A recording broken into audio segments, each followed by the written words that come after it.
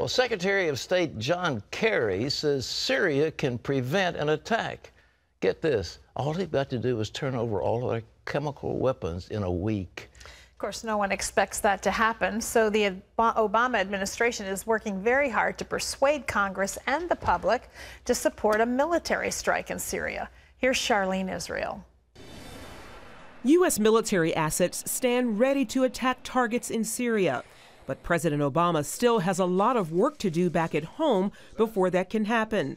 Senate approval of military action appears within reach, but it's an uphill battle for the president trying to persuade Congress. Here's the thing is, this administration won't even react when Americans are killed in Benghazi. They've done absolutely nothing. And so here's a situation in Syria that doesn't involve Americans and they want to get involved. To me, they've got it backwards. They have no viable plan for success. I would vote yes in spite of the president's conduct. I just wish the president had laid this out better. I wish he quit backing away from his own red line, and I wish he was more of a commander-in-chief than a community organizer. This week, a full public campaign. The president is set to speak to 6 TV news networks tonight, and tomorrow night, a rare primetime address to the nation. But President Obama may not be able to give the American people the information they're looking for. Over the weekend, a top White House aide said the U.S. lacks irrefutable, beyond a reasonable doubt evidence that the Syrian government is behind the chemical attack. White House Chief of Staff Dennis McDonnell says the common sense test proves Bashar Assad is responsible.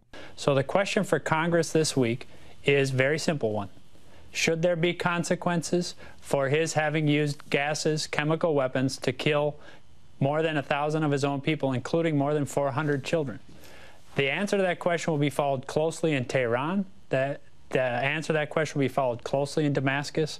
The answer to that question will be followed very closely by members of Lebanese Hezbollah. To back its case, the administration is using this video of what it says is the aftermath of the August 21st chemical weapons attack.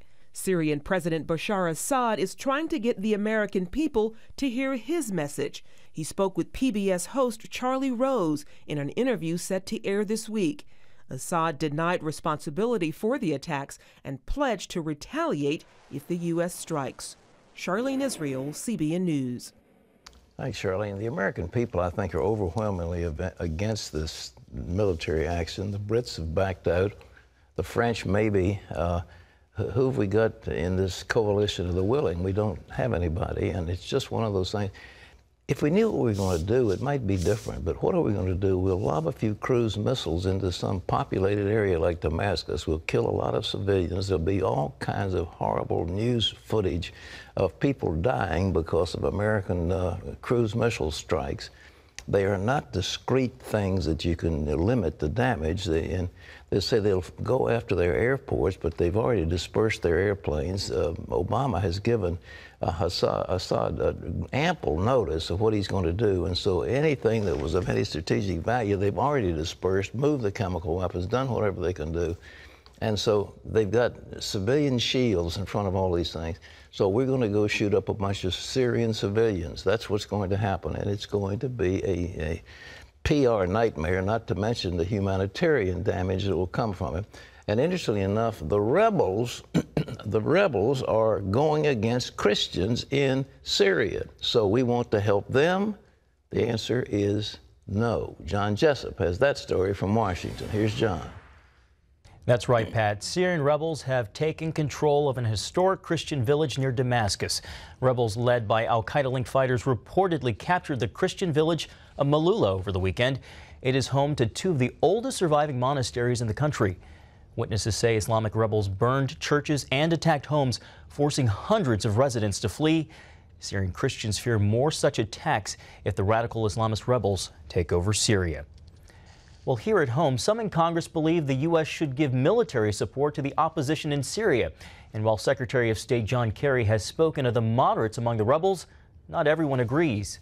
Chris Mitchell has that story from Jerusalem. During Secretary of State John Kerry's testimony before the Senate Foreign Relations Committee, he said the Syrian opposition is becoming more moderate.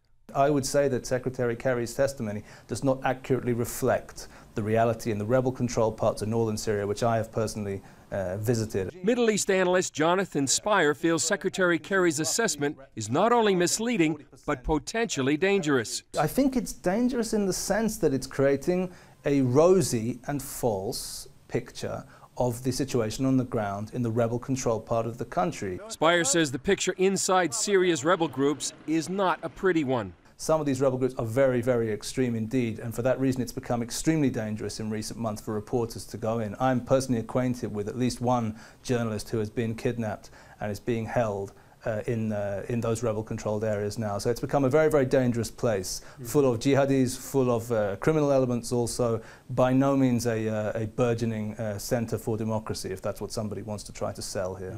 Spire says there are three main rebel groups.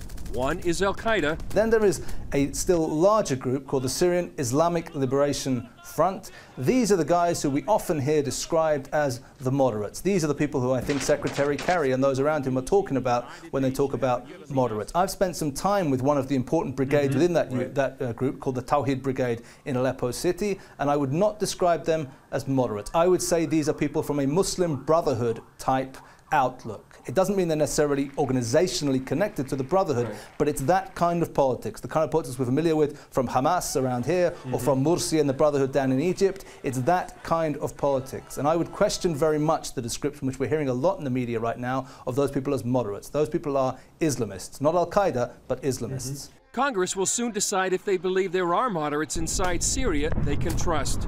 Chris Mitchell, CBN News, Jerusalem. The crisis in Syria has some people looking at prophecies of the end times. Some Christians point to predictions in the Bible about Damascus, like Isaiah 17. Verse 1 says, "A prophecy against Damascus. See, Damascus will no longer be a city, but will become a heap of ruins." And Florida Today reports some Christian bookstores have seen an increase in sales of books related to prophecy and the end times, but others say they don't see any connection between what's happening in Syria and predictions about the end of the world. Supreme Court Justice Antonin Scalia says he thinks Christian values are necessary for capitalism to succeed. Scalia was asked which was better for Christian values, capitalism or socialism. The Houston Chronicle reports Scalia said he wouldn't argue that one of those systems was more Christian than the other, despite taking his position that capitalism needs the values of Christianity. Pat, agree or disagree? I agree with Scalia. He's a terrific guy. He's a very charming man and very, very, very intelligent. And he's right. You don't have capitalism without the Protestant ethic, without all of the safeguards, the idea of that before God you're able to fulfill your destiny, and it's that ethic that has lifted people up out of slavery and poverty, and he's right. And Scalia, by the way, is a dedicated Catholic. I don't know whatever that means, but he's a good man. But Terry, this whole smoke screen about once they start talking about moderate Islamists, there is no such thing as a moderate Islamist. They just don't exist. And I think the government should just chill out. You know, can they do that now, though, after making the statements they've made? It'd be a whole lot better than committing this nation to a ruinous war when we're all already near bankrupt. I mean, how can we can't afford it to begin with, but why should we try? It makes absolutely no sense. You know, a few years ago, I had the privilege of interviewing a gentleman named Hamza on this program. I read his book. The book was called Saddam's Bomb Maker. Mm-hmm.